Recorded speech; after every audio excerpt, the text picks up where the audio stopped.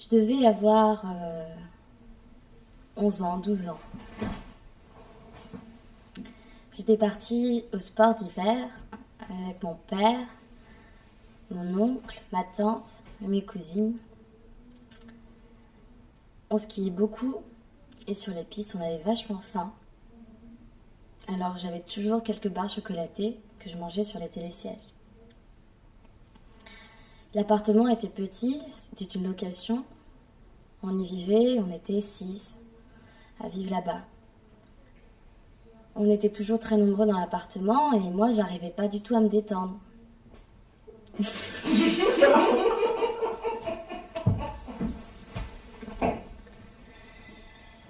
J'étais à l'aise mais pas détendue.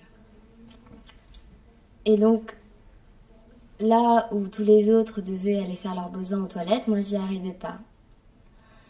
Comme je mangeais très sucré et comme au ski on mange beaucoup de patates, de fromage, ce genre de choses comme ça, il y avait très peu de fibres dans mon alimentation. C'était assez dur. Et puis au début je faisais caca et puis après j'ai vite arrêté. Mais je m'en préoccupais pas trop parce que j'avais pas forcément très envie.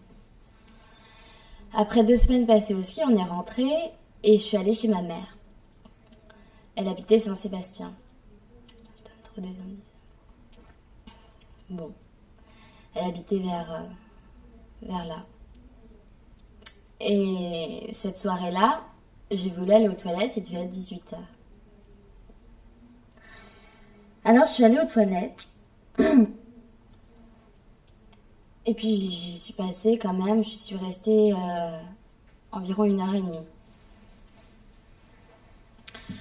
J'avais très envie, mais rien ne sortait, alors ça me mettait mal. J'ai quand même fini par appeler ma mère qui se demandait ce qui se passait.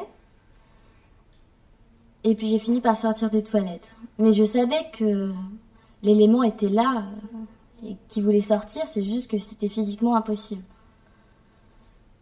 J'ai un souvenir, j'avais très mal au ventre et j'arrivais pas à marcher droit. Alors je me suis mise sur mon lit, je me suis mise en position de fœtus et puis j'attendais. Et j'ai pleuré parce que ça me faisait vraiment mal. À ce moment-là, ma mère était dans la chambre avec moi et mon frère est passé et a vu cette scène d'humiliation. J'étais sur le lit, en fœtus, cul nu, et lui a vu ça. Alors ça m'a mis très mal à l'aise. Les gens ont fini par se coucher, je suis restée seule dans mon lit et puis j'arrivais pas du tout à dormir, j'avais très très mal au ventre. J'ai essayé d'aller aux toilettes et ça ne marchait toujours pas. J'avais pas de médicaments et je pense qu'aucun médicament aurait pu faire un effet à ce moment-là. Alors j'ai attendu, j'ai essayé de dormir et vers 3-4 heures du matin, la douleur était vraiment trop grande, j'étais vraiment trop mal et j'avais juste très envie de dormir. Alors je suis allée prendre un bain, je me suis mise sous l'eau chaude et parce que c'était la seule chose que je pouvais faire, j'ai chié dans le bain. J'ai chié un truc que j'avais jamais chié auparavant, c'était... Je sais pas si vous savez à quoi ressemble un saucisson à la noisette, mais ça peut vous donner une image.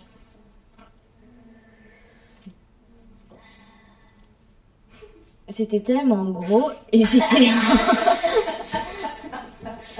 en même temps tellement fière d'avoir sorti ce truc que du coup, j'avais l'impression d'avoir subi une sorte de mini accouchement et j'étais trop fatiguée et je savais pas quoi faire et en même temps, j'étais super contente. Mais j'allais pas laisser ce truc dans la salle de bain familiale et je savais pas quoi faire. Alors je suis allée réveiller ma mère pour lui dire que j'avais réussi à faire caca. Elle est arrivée, elle a vu le spécimen dans la baignoire. Donc elle s'en est chargée. Moi j'étais trop fatiguée, je me suis mise sur mon lit. Un quart d'heure après, elle m'a raconté ce qui s'était passé. Elle avait saisi l'engin, avait voulu le mettre dans la cuvette des toilettes et avait essayé de tirer la chasse d'eau. Mais le caca était resté coincé.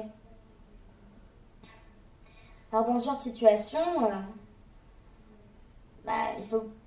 il n'y a pas 36 000 réponses. Elle s'est saisie du couteau de cuisine, celui qu'on prend pour couper un poulet.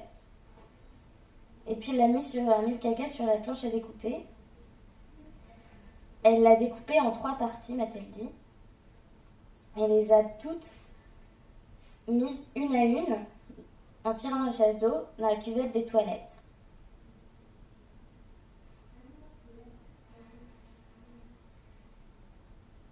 C'était l'histoire de mon caca.